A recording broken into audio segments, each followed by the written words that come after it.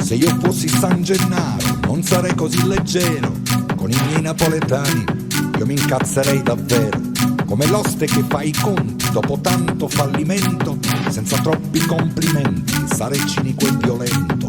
Vorrei dire al costruttore del centro direzionale che ci può solo pisciare perché ha fatto un orinale, grattacieli di dolore, un infarto nella storia, forse è solo un costruttore che ha perduto la memoria. Nei meandri dei quartieri di Madonne e di Sirene, paraboliche d'antenne sono aghi nelle vene, e nei vicoli dei chiostri di pastori e vecchi santi le finestre anodizzate sono schiaffi ai monumenti. E come sputare in faccia ai Dangiò, agli Aragona, cancellare via le tracce di una Napoli padrona. E lo sforzo di cagare dell'ignobile pappone sulle perle date ai porci da Don Carlo di Borbone.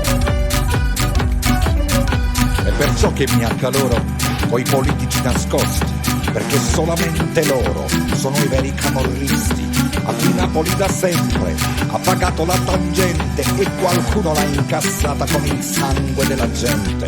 E per certi culi grossi il traguardo è una poltrona, e per noi poveri fessi basta solo un Maradona. E il miracolo richiesto di quel sangue rosso chiaro lo sa solo Gesù Cristo, che quel sangue è sangue amaro.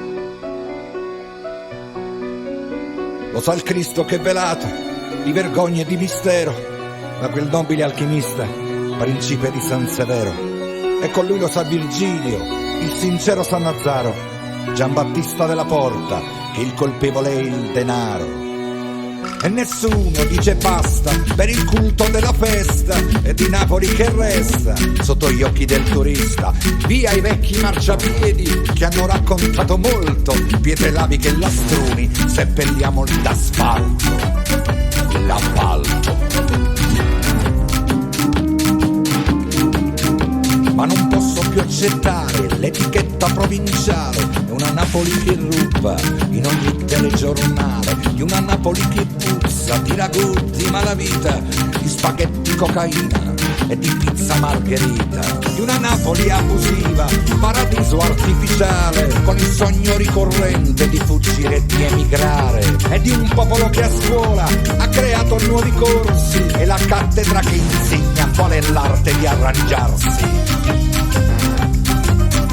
Io non posso più accettare l'etichetta di terrone e il proverbio che ogni figlio è un bello scarrafone, e mi rode che forcella è la caspa del furbone che ti scambia con il pacco uno stereo col mattone. Se io fossi San Gennaro giuro che vomiterei la mia rabbia dal Vesuvio, farei peggio di Pompei. E poiché ci ho preso gusto con la scusa del santone, io ritengo che sia giusto fare pure qualche nome.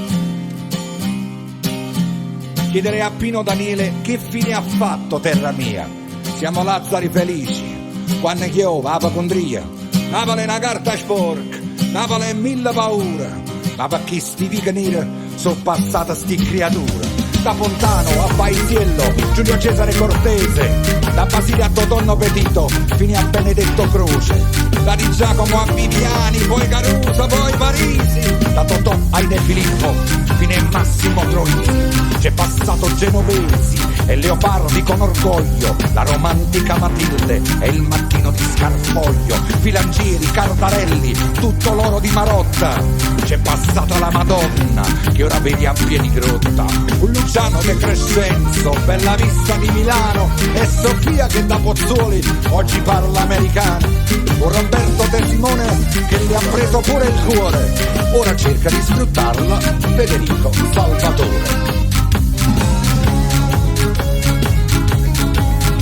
Ma non posso tollerare chi si arroga poi il diritto di cambiare e trasformare tutto ciò che è stato fatto, di chi vuol tagliare la corda con la vecchia tradizione, di chi ha messo nella merda la cultura e la canzone.